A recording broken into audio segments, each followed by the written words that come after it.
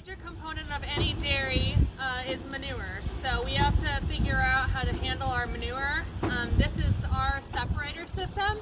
So we flush our alleys with liquid manure and it cleans the alleys, and then that water is sent up to the separator, which separates the solids from the liquids. So the solids come off the back here and they are exported to people who like to purchase manure for their gardens. And then all the liquids are stored in these two big tanks here.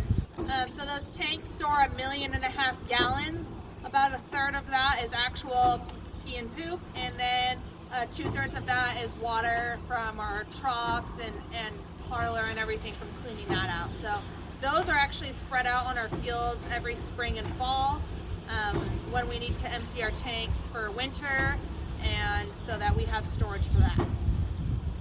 These are our Kalen gates. So since we're a research center, we have these for feed trials.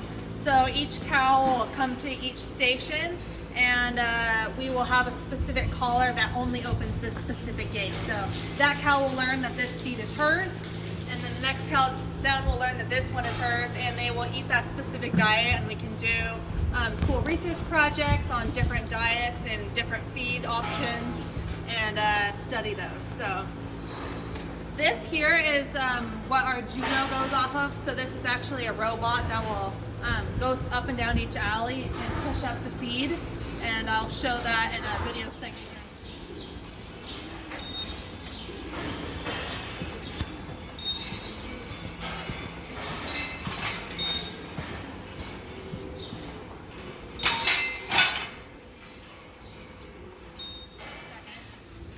But these are our pregnant heifers. So all of these heifers are between 30 and 220 days pregnant.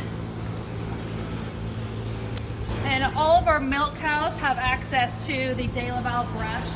So as you can see, they love the brush. They scratch on it multiple times a day. A lot of them have their schedules that they'll come use it.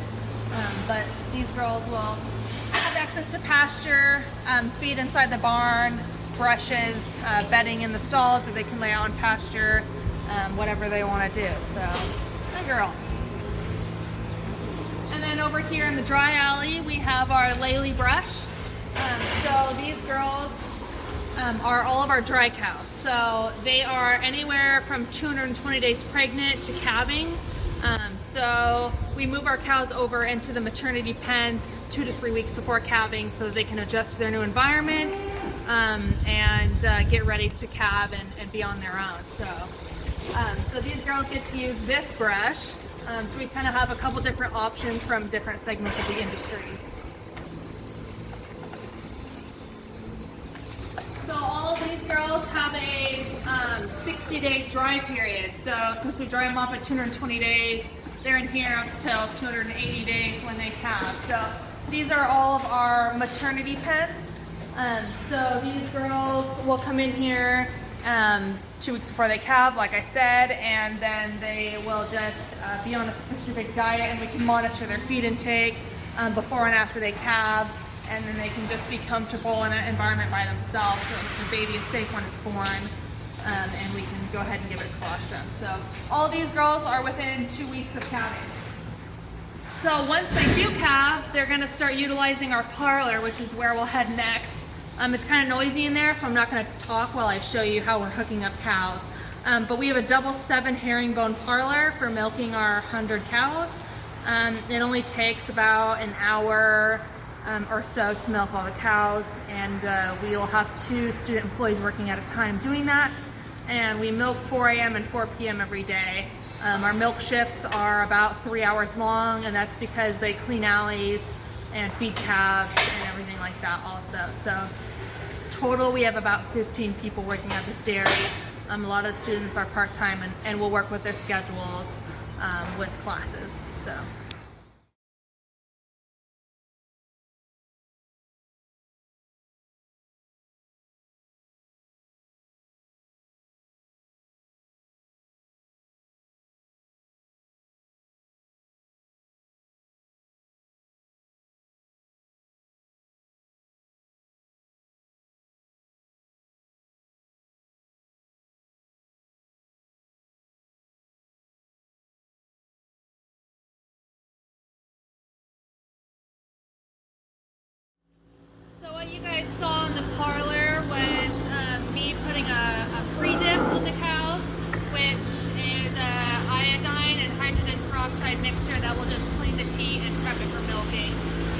So once we clean that off, I can strip each teat to check for mastitis.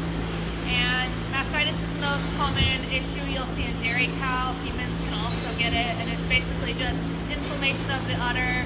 You can also have chunks and stuff like that. So that's why we're stripping each teat to check to make sure each quarter's good.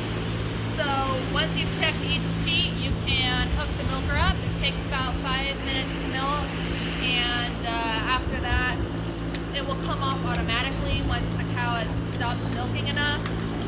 And then I'll do a post-dip with iodine.